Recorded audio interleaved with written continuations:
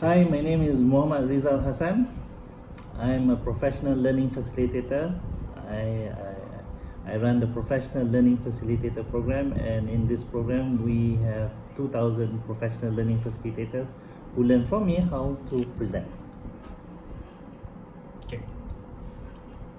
The first question will be, this is the common problem that professional trainers having.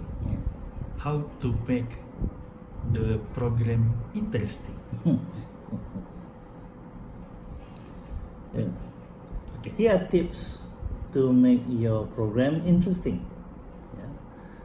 Tip number 1, knowledge, which is outside, won't go into your head.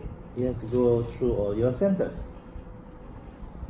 So tip number 1, activate all the senses, yeah, as you present the knowledge. What senses? The visuals, the auditory, the kinesthetic, the videos, the sound, the music, the activities. And it must be jived in such a way, structured in such a way, planned in such a way that that knowledge, it may be as boring as history of accounting, but because of that knowledge, and you present it in all the senses switched on, then the program becomes interesting. So that's tip number 1 in how to make your programs interesting. Tips number 2 is to engage your audience. Yeah, if it's just coming from you, it will be boring. Yeah, so engage the audience, ask questions, interact with the audience. Yeah, ask questions to the audience as if you don't know the answers. But you already plan out everything. So when that happens, it becomes interesting for the audience because they're interacting with you. Tips number 3 is whatever you present must have learning, which is reflected back to the audience and their lives. You know, you may have the most wonderful program in the world, but if the audience takes it and don't feel for it, then it will never become interesting. So, in the third tip, make your audience feel for the program, and the only way you can make them feel for it is you must relate it back to their lives. 3 tips. Okay. The second question will be, how to handle people that asking too many questions in the program Okay. without stopping, almost like harassing.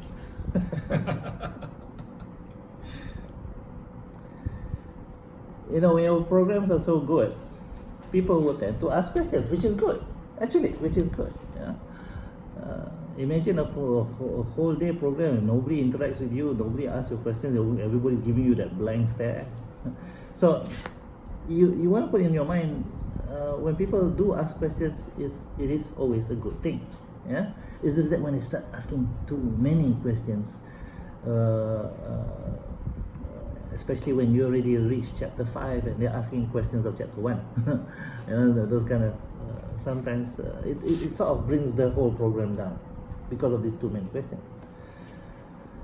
One of the biggest mistakes trainers make is they attempt to answer all the questions,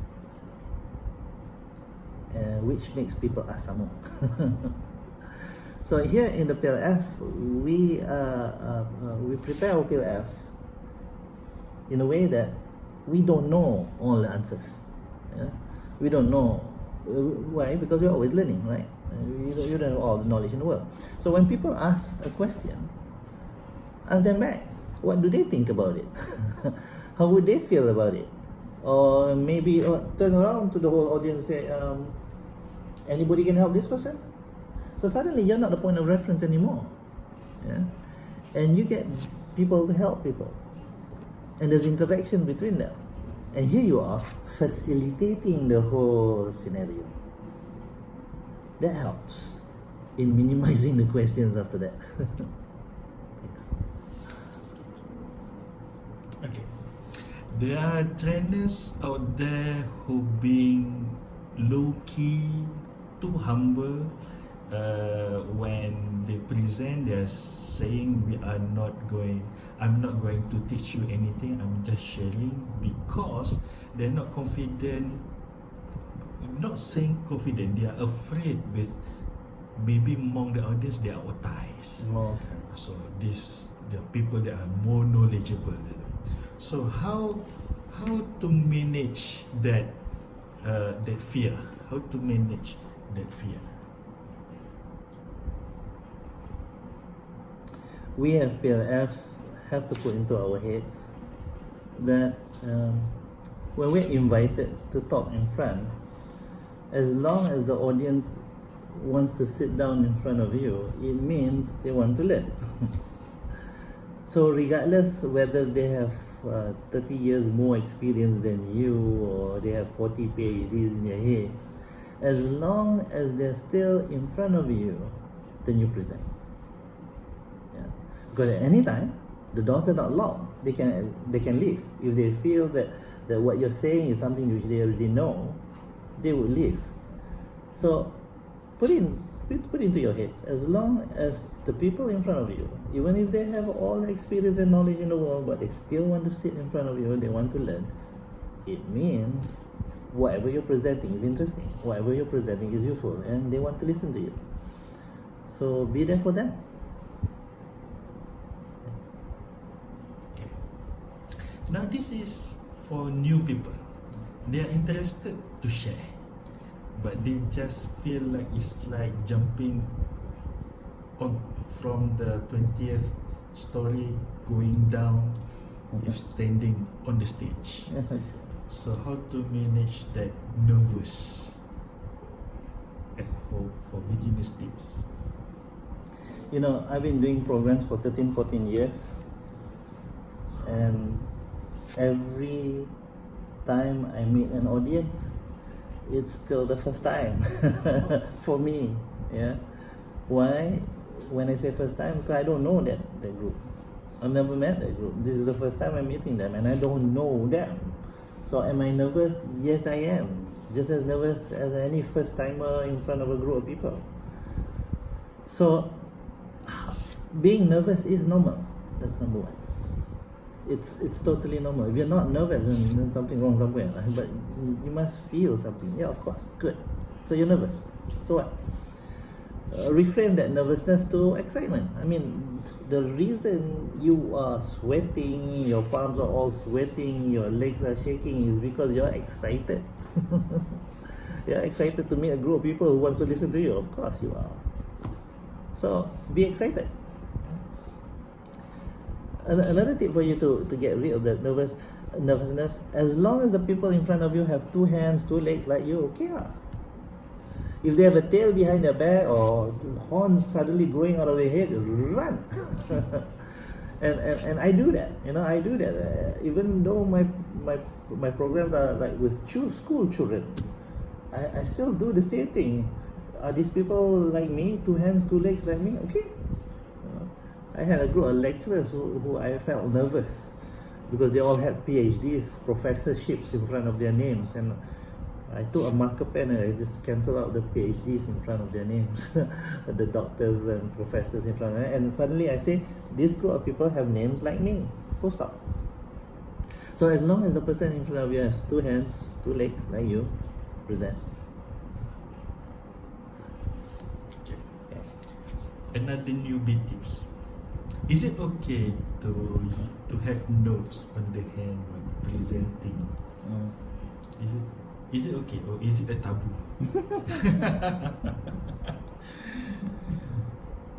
we want to always remember that we don't know everything, yeah, and it's good to be prepared, yeah. So to have those notes on your hands and stuff like that, yeah, good. It's good to help you remind. My notes are my slides, so anything I need to remember is already on my slides. So I don't need to have to hold any notes, because if I did hold notes, you know, me being the nervous person, I'll be shaking, and everybody can see that piece of paper shaking. So I put my notes, the things which I need to remember, on my slides. Yeah. So that helps me keep track to where I am and how long I've already been there, and what else do I need to speak about. So it's okay to have notes. Just don't have those notes so lengthy. Yeah, small notes cover your hands there, which you can hold. Go ahead. The thing is this: the notes are just helping you to remember. You should already be running all the things that you want to talk about way before your presentation that day. So it's already running in your head. Yeah, those notes are just switches to help you switch on certain points which you may forget. Now, if you forget, even if you do forget, I mean, your audience wouldn't know that. You're the only one who knows any mistakes that you made on that particular day. So go ahead, just present, just have fun.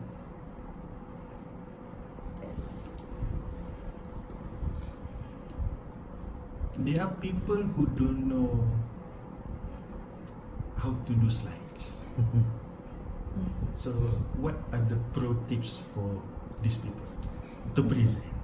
They want to like, they are like secretary of single moms, but they are housewife actually, never learn, so they don't know how to have slides, and this is the common reason.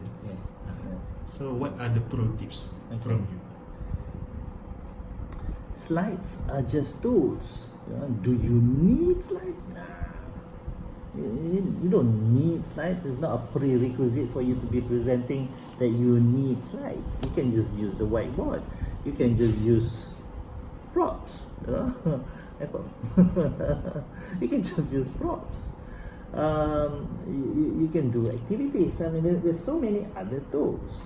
You don't need slides. You can just give handouts and speak, or write on whiteboards, or mahjong paper and stuff like that. I mean, you have a whole range of tools. So let's not use you don't know how to use slides as an excuse. I mean, if you don't know, then you go and learn, But if you don't want to use it, you don't have to, because there's still a whole range of other tools. As simple as fruit. Okay. That's about it lah.